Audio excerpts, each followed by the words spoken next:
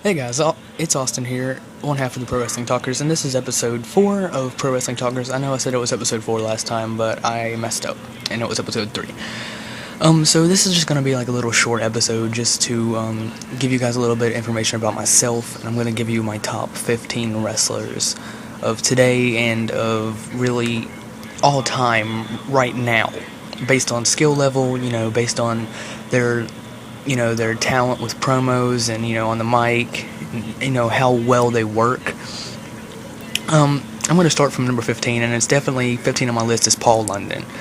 I love Paul London ever since, he debuted in the WWE back in, 2005, I believe it was.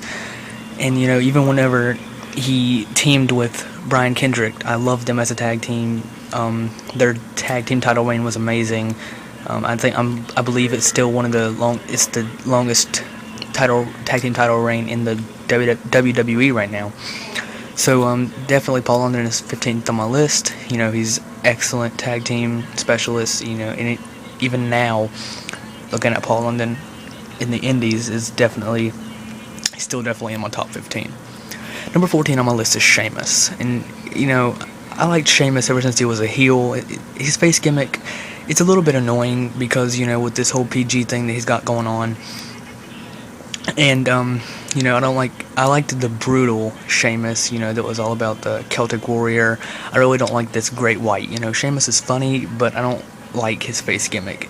So definitely he's still in my top 15. Number 13 on my list is Austin Aries. And before you, go jumping down my throat that I jumped on the bandwagon of his whenever he joined TNA. That's not it. I've been an Austin Aries fan ever since I started watching him in Ring of Honor. He is excellent. He sells every move perfectly. He executes every move perfectly. He has some of the best spots that I've ever seen. He just does everything with perfection, and he's amazing on the mic. He can make the fans very, very agile. Is that the word? I'll use irritable. He makes them very irritable. Number 12 on my list is Justin Gabriel. I've been a fan of Justin Gabriel ever since I saw him in FCW as Justin Angel. He's very, very talented, high-flying, and once I saw him in NXT, I expected him to win it from the start. Number 11 on my list is Wade Barrett. I'll admit I haven't been a fan of Wade Barrett's for very long, but now, seeing this Barrett barrage that he has going on and really looking back on his career, I'm really starting to like Wade Barrett because, he's great at being a heel, and this new attitude of his is amazing. Number 10 on my list is Bret Hart. I've been a fan of Bret Hart ever since I started watching wrestling. I'm not much of a fan of his right now, but, just his past work, I'm definitely a fan. Number 9 on my list is Randy Orton. I've been a fan of Randy Orton ever since Evolution, and, whenever he was feuding with Triple H, that was the main time I liked Randy Orton, from 2005 through 2007. And I really liked the Legend Killer gimmick. I'm not really big fan of the Viper gimmick, but, I'll work with it. I prefer Randy Orton as a heel, but, it's whatever. Number 7 on my list is the one and only Chris Jericho. I've been a fan of Jericho's since WrestleMania 19, whenever he had that historic match with Shawn Michaels. Definitely was the best WrestleMania I've ever seen. And, I ordered that WrestleMania and just sitting there watching those two. Back then I couldn't absorb everything that I can now. But, watching it now, one of the greatest matches I've ever seen in my life. Both two very great performers. And Jericho, it was amazing. That's all I can say. Number 6 on my list is AJ Styles. There's not really much I can say about AJ. I just like how AJ is. I like his style. I like his personality, his in-ring attitude.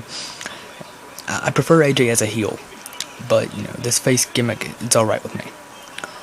Number 5 on my list is the show-off, Dolph Ziggler.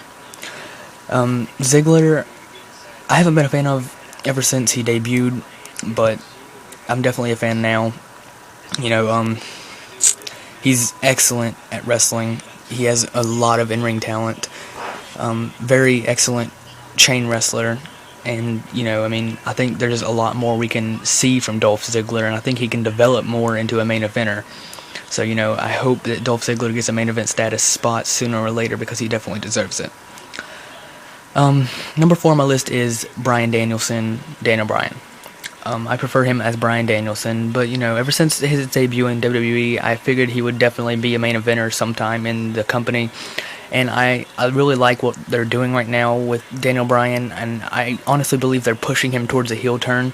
You know, maybe with, I mean, seeing Daniel Bryan as a heel is definitely preferable in my book. Maybe that's just because I like heels, but he's definitely very talented, great submission specialist, and, you know, I just love the guy. Number 3 on my list is Cody Rhodes. I haven't been a fan of Cody Rhodes very long. I definitely did not like the dashing gimmick, and I didn't like the fact that he wore a mask for a really long time. And the fact that he wore no knee pads irritated me. But I'm definitely a fan of his now. I love this gimmick right now. I love the fact that he brought back the old Intercontinental title. And overall, he is an amazing talent. You know, he's very good right now, and the fact that he's feuding with Booker, this is really great. I'm really liking what I'm seeing right now with Cody Rhodes, and he's gonna stay in my top 3 for, you know, until he does something to screw that up. My top 2 should be no surprise to anybody. Number 2 on my list is Jeff Hardy. And before you go saying that I was a fan of Jeff Hardy, you know, whenever he got over this drug thing, no.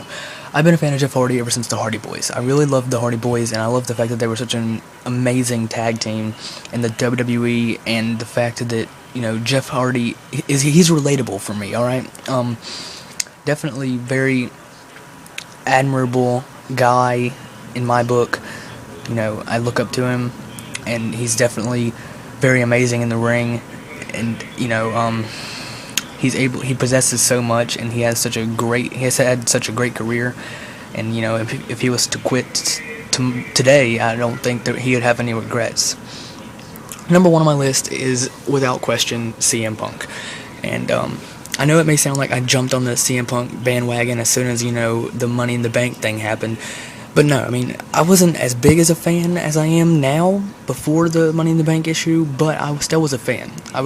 He was probably like 3rd on my list back then. You know, I really loved it whenever he joined the Nexus. You know, it allowed, because he was an announcer and, you know, jobbing before that. And, you know, before that we had the Straight Edge Society, and that was very entertaining. I loved the Straight Edge Society because, you know, I think CM Punk worked really well under that gimmick, as, you know, looking like Charles Manson and making everyone pledge to be straight edge. It was very entertaining, and CM Punk even now is very entertaining. And I really want to see what WWE has in store for CM Punk right now, especially if we see a CM Punk and Chris Jericho feud. Alright guys, so that's pretty much it with my top 15, and we'll probably see another top 10, top 15 video sometime in the future from me. Until next time, I'll probably do another video. I might even do another video tonight. I'm really in the mood to do videos. So long, guys.